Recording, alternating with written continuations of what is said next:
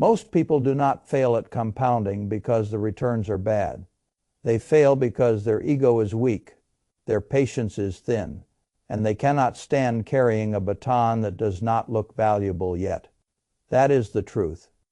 You think investing is a math problem. Most of the time it is not. It is a psychological relay race.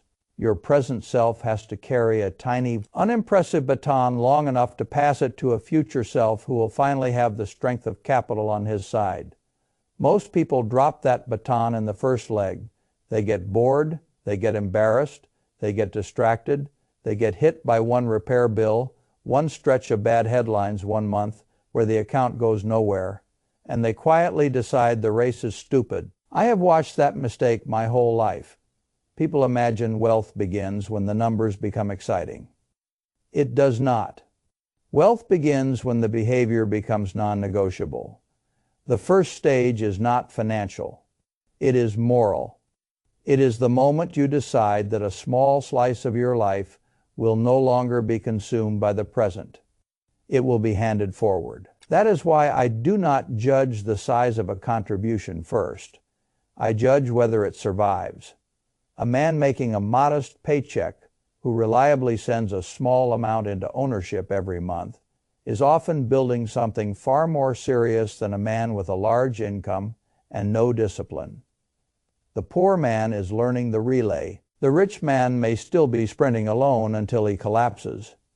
The market does not pay you for intensity. It pays you for continuity. That is what ordinary people miss. They treat investing like a mood. They wait until the number feels big enough, the headlines feel calm enough, the economy looks certain enough, or their life finally feels organized enough. By then they have already lost one of the few advantages that cannot be bought back, which is time. And time is not just a number on a birthday cake. Time is the number of handoffs your dollars can still make before your body gets tired, before your career slows down, before your choices narrow. The first dollars matter because they are small. Small dollars can survive. Large promises usually cannot. Let me put this plain. If you need the account to impress you in year one, you are not ready for compounding. If you need it to entertain you, you are not ready. If you need it to prove your intelligence quickly, you are not ready. The first years are not designed to flatter you. They are designed to test whether you can keep carrying something that looks ridiculous in public and priceless in private. That is why the beginning feels humiliating. A man like Harry can understand this better than most. He is not sitting in a glass tower with stock options falling into his lap. He is sitting in a noisy customer support center, 40 hours a week, answering other people's problems while his own budget has almost no oxygen in it. His annual pay is ordinary, his monthly take. Home after deductions is just enough to keep the machine running. Rent takes the first bite. Groceries and transport take another. The account balance at the end of the month is not majestic. It is fragile. That is exactly the kind of person the world tells to wait. Wait until you make more. Wait until life settles down. Wait until you can invest a real amount. Wait until $50 is nothing. That advice sounds practical. It is poison. What Harry needed was not a heroic beginning. He needed a survivable one, so he chose a number that would not scare him. A number small enough to slip past the fear in his chest. A number that would not require motivation every month. A number that could behave like a bill instead of a dream. That is a serious principle. A system that survives beats a plan that impresses. The public worships dramatic action because dramatic action is visible. Quiet automation is invisible. But invisible systems are usually what create visible freedom later. The first automatic contribution is not important because of the dollars. It is important because it marks the first handoff. Present Harry stops eating every dollar he earns. He passes one small baton to future Harry. Tiny, almost laughable, but real. Now the trap begins. Month 1, the account barely moves. Month 2, the account still barely moves. Month 3, it wiggles a little, and produces nothing that feels life-changing, admirable, or even emotionally satisfying. That is the stage where most people reveal what they actually believe. They say they want compounding, but what they really want is applause. They want proof so quickly that the proof itself becomes impossible. This is where workers lose to owners. A worker is trained to expect immediate exchange. Hours go in, paycheck comes out, effort goes in, visible result comes out. Compounding is offensive to that wiring. Capital often works in silence before it works in size. It asks you to behave intelligently before it rewards you emotionally. That delay is unbearable to people raised on wages, notifications, scoreboards, and instant explanations. So they sabotage the relay. They pull money back out because takeout feels more real. They stop contributions because the balance still looks pathetic. They tell themselves they will restart when they can do it properly. There is no proper start more dangerous than the one you postpone.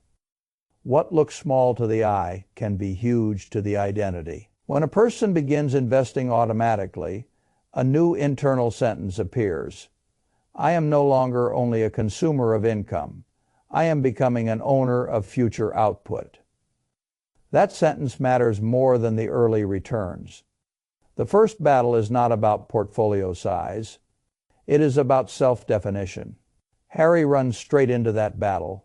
He checks too often at first, like almost everyone does. He watches the balance flicker. Up $1, down 3, up a little, down a little. It feels pointless. He can almost hear the mockery.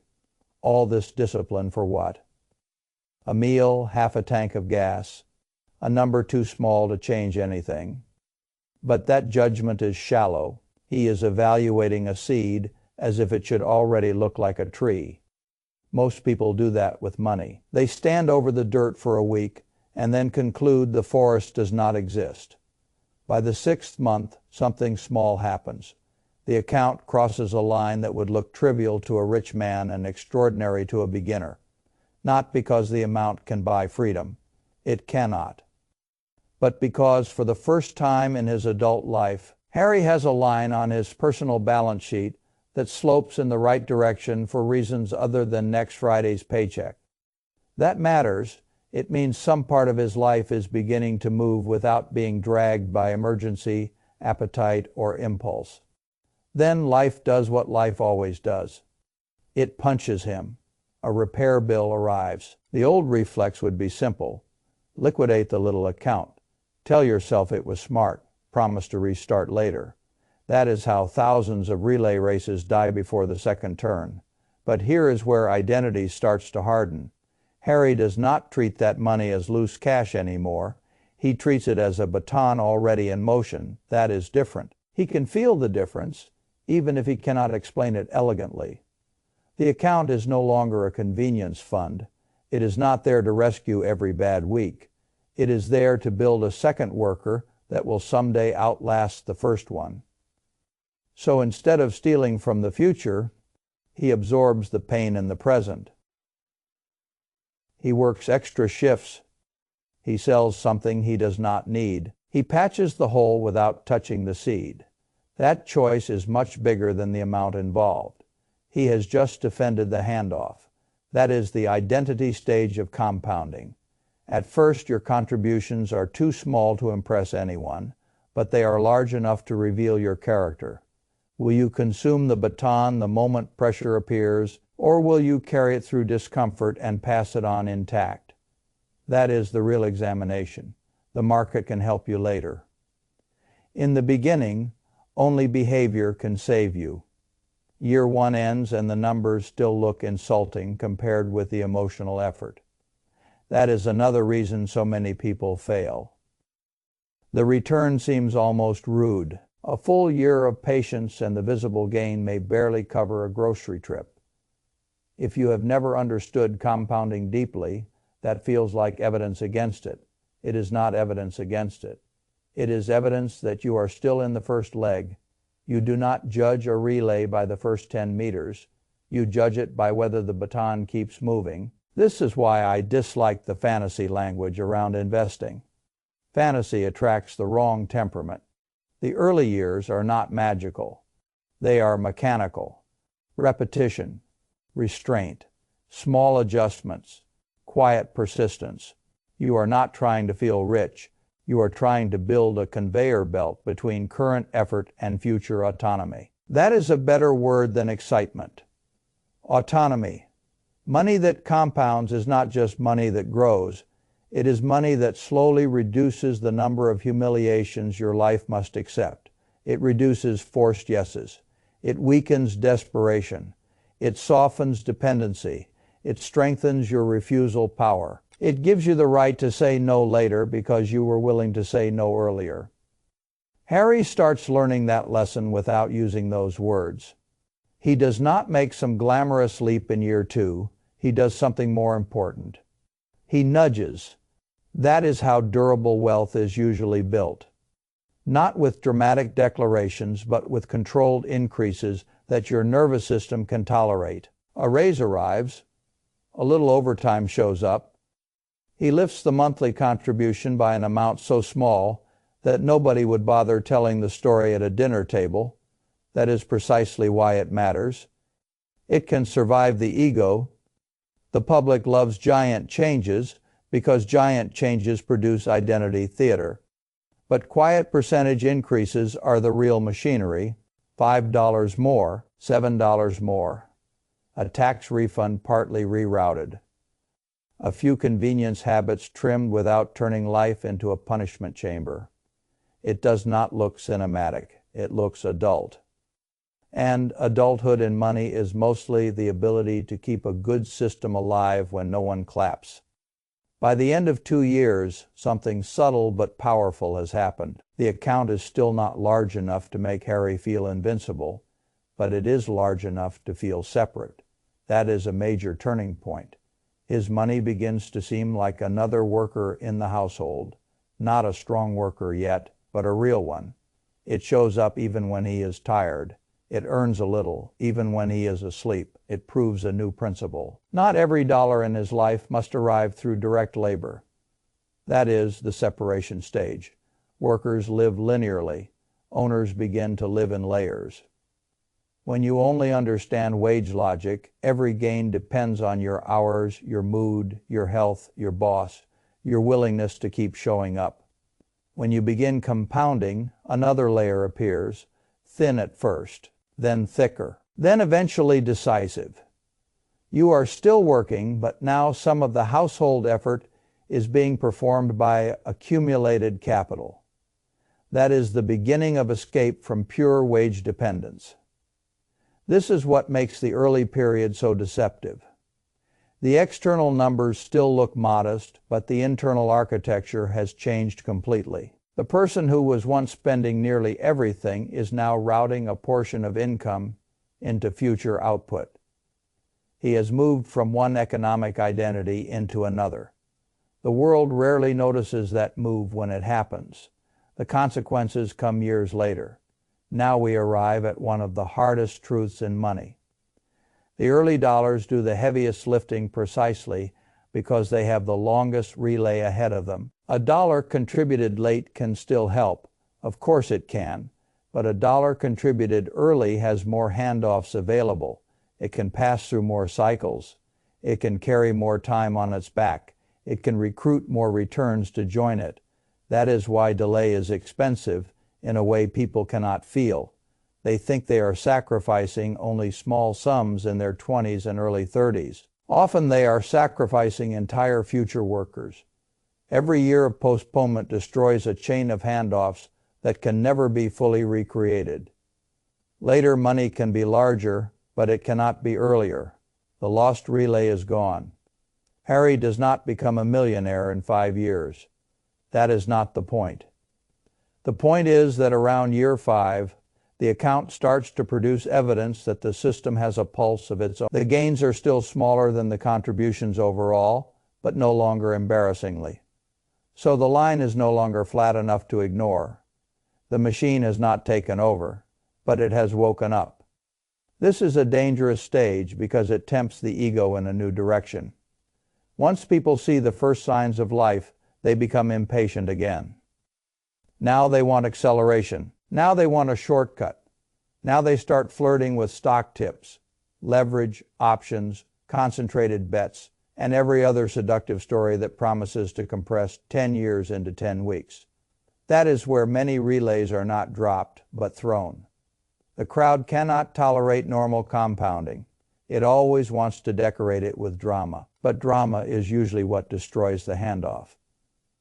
I made my fortune by respecting arithmetic and temperament, not by confusing movement with progress.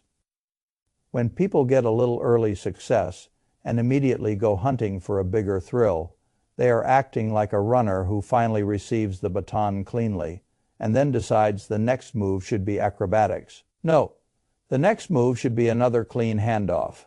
Harry's great victory is not brilliance. It is the absence of sabotage. He keeps increasing his contribution in boring ways. He keeps ownership ahead of lifestyle inflation. He does not let every pay increase become a spending ceremony. He learns one of the most underappreciated rules in the entire game. Your lifestyle should rise more slowly than your earning power, or your capital will never gain enough mass to matter. People destroy compounding with social pressure as often as with bad math. A friend upgrades apartments, so they upgrade too. A coworker buys a newer car, so they feel licensed to do the same. Someone jokes that they are cheap, so they start purchasing status to defend their pride. This is idiocy disguised as adulthood. Wealth is what you protect from witnesses. Poverty often performs for a crowd. If your social environment constantly pressures you to look successful before your balance sheet is truly strong, then part of your job is to become harder to embarrass. You need a thicker skin and a longer horizon. The relay does not care how sophisticated your image appears this year. It cares whether the baton survives long enough to become heavy. That heaviness eventually arrives. Around the 8th, 9th, or 10th year, compounding begins to cross an invisible line that only the patient ever get to see. This is the handoff stage in its full form. Past contributions and past discipline become more productive than present sacrifice. You open the account and realize the growth over a good period exceeds what you added yourself. That is the moment many people imagine as the beginning of wealth, but really it is the reward for years of unattractive discipline. Notice what happened there. The market did not suddenly decide to be kind. The formula did not change. Harry did not become a genius overnight. What changed was scale. The baton was handed forward enough times that the runner at the other end finally had real speed. That is how fortunes feel from the inside. For a long time they feel inert. Then one day they feel alive. Later they feel almost unfair. This is why so much lifetime growth clusters near the end. The public misunderstands that reality and makes exactly the wrong emotional conclusion.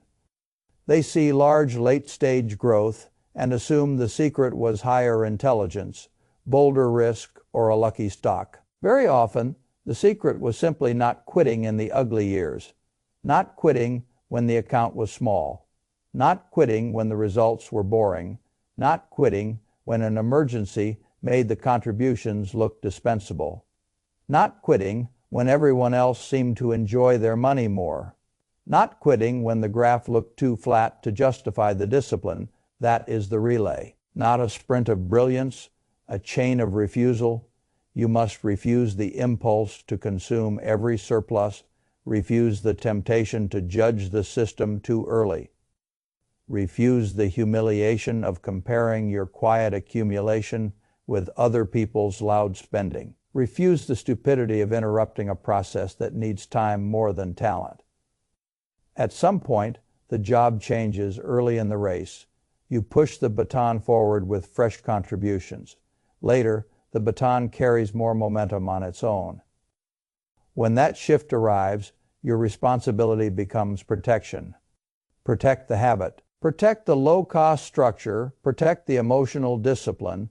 Protect the distance between your income growth and your lifestyle growth.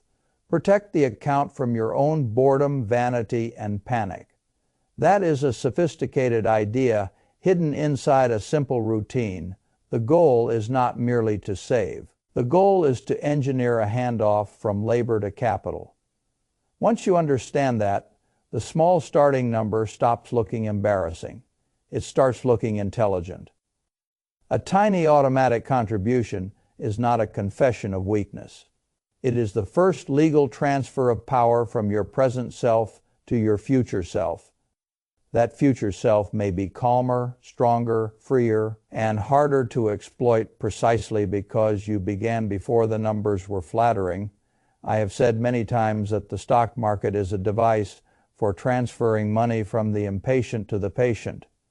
That is true, but people hear it too casually. Patience is not a decorative virtue. It is a transfer mechanism. It is the bridge that allows one version of you to gift power to another version of you who has not arrived yet. If the bridge breaks in year one, the rest of the journey never happens. This is why the beginning should be designed for durability, not pride. If all you can invest is a very small amount, good, make it sacred, protect it, automate it. Let it become part of your identity. If your income rises, increase it a little, not theatrically, systematically. If life hits you, defend the chain. Maybe the increase pauses, maybe the progress slows, but do not casually teach yourself that the future is always the first thing to be robbed. That lesson is fatal. Many households live by an unspoken rule. Whatever is left at the end can go to the future. That rule guarantees the future gets very little. The intelligent rule is the reverse. Decide what must be passed forward first, then let the rest of life organize itself around that truth. That is what it means to pay yourself first. Not as a slogan, but as a routing command. Money flows toward whatever rules are strongest. If consumption gets first claim, compounding stays weak. If ego gets first claim, compounding stays weak.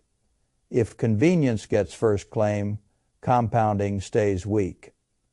If the future gets a protected claim, the relay survives. Harry's story matters because it is ordinary. Ordinary is exactly where the relay matters most. Extraordinary income can cover a lot of bad behavior for a while. Ordinary income cannot. On an ordinary paycheck, every automatic handoff is a declaration of seriousness. It says, I am not waiting for abundance to practice ownership. I am practicing ownership, so abundance has a chance to visit me later. That is a much more adult relationship with money than the culture teaches. The culture teaches emotional spending, visible upgrades, and short-term proof. Compounding teaches quiet routing, deferred gratification, and invisible reinforcement. The culture teaches you to ask whether the amount feels worth it today. Compounding teaches you to ask whether the identity is worth it for the next 20 years. The culture teaches you to chase the next exciting vehicle. Compounding teaches you to keep the relay clean enough that even a plain vehicle can become powerful. The culture teaches you to worship the finish line. Compounding teaches you to respect the handoff. By the time the later years arrive and growth begins to outrun contributions, a strange emotional reversal happens. What once felt laughably small begins to look noble. Those early tiny deposits are no longer pathetic. They are veteran runners. They have been on the track the longest. They have carried the baton through more weather, more cycles, more fear, more doubt. They earn the right to do outsized work later because they were allowed to survive early. This is the part almost no one is emotionally trained for. A decade of modest discipline can eventually produce growth that feels disconnected from current effort. You look up and realize that your past self is now working harder than your present self. The old sacrifices have become current leverage. The invisible years are paying visible dividends, that is, the handoff completed. Not fully, of course. Wealth is not one handoff. It is a series of them. Your 20s hand to your 30s. Your 30s hand to your 40s. Your 40s hand to your 50s. Every clean transfer makes the next one easier. Every broken transfer forces you to restart with fatigue, regret, and less runway. So when someone asks me whether $50 a month matters, I do not answer the way they expect. I do not start with return tables. I start with this: $50 a month matters if it creates a chain that survives. It matters if it teaches you that ownership comes before appetite. It matters if it hardens your identity enough to defend the future under pressure. It matters if it becomes the first baton in a relay your older self will someday bless you for not dropping. And when someone says the growth is too slow, I tell them they are looking at the wrong part of the race. Early compounding is not supposed to look heroic. It is supposed to look boring. Boring is not failure. Boring is camouflage. While the impatient are busy entertaining themselves, the patient are quietly building mass. That is why the later years look almost unfair. They are not unfair. They are accumulated obedience to simple rules. Do not confuse emotional flatness with financial uselessness. Do not confuse small beginnings with small endings. Do not confuse silence with stagnation. Do not confuse delayed evidence with absent progress. Above all, do not confuse your first leg with the whole race. If you can keep that clear, the game changes. You stop asking whether compounding is exciting and start asking whether your system is durable. You stop waiting to feel rich and start training to become structurally harder to break. You stop measuring progress only by visible gains and start respecting invisible reinforcement. That shift is enormous. It turns investing from entertainment into capital allocation. It turns your paycheck from a survival tool into a source of future labor replacement. It turns the market from a casino into a handoff machine. And once you see it that way, you cannot unsee it. Every paycheck becomes a moment of decision. Will this money die with me this month, or will some of it be handed forward? Will I feed appetite, or will I feed autonomy? Will I demand visible proof too early, or will I respect the relay? Will I behave like a worker who spends first and hopes later, or an owner who roots first and relaxes later? That is the real choice. Not whether you can predict the market, not whether you can find the next brilliant stock, not whether your starting amount is big enough to impress a stranger. The real choice is whether you will carry the baton long enough to pass it cleanly to a future self who can finally run with size behind him. One day, if you do this right, you will open your account and feel something that no consumer purchase can imitate. You will realize that the older deposits are moving faster than your current effort. You will see that past discipline has become present strength. You will understand that the race stopped being about monthly sacrifice some time ago and became about accumulated momentum. That is when compounding stops feeling theoretical. That is when you discover that patience was never passive. It was a construction project. But that day does not belong to people who quit because the first leg looked unimpressive. It belongs to people who can endure boredom without betrayal. It belongs to people who can protect a system before the numbers become flattering. It belongs to people who understand that the future is not built in one giant act of courage, but in thousands of small handoffs that nobody celebrates while they are happening. So here is the test. The next time you look at a small contribution and feel contempt, ask yourself whether you are judging a baton for not yet looking like a trophy. The next time the account seems too quiet, ask yourself whether silence might simply mean the relay is still in its early legs. The next time life gives you a reason to rob the future, ask yourself whether you are about to break a chain that was finally beginning to hold. And the next time you tell yourself you will start when the amount is bigger, ask yourself the only question that matters. Are you trying to build wealth, or are you trying to avoid looking small while you begin? Those are not the same thing. The people who win this game are usually willing to look small for a long time. That is why they do not stay small.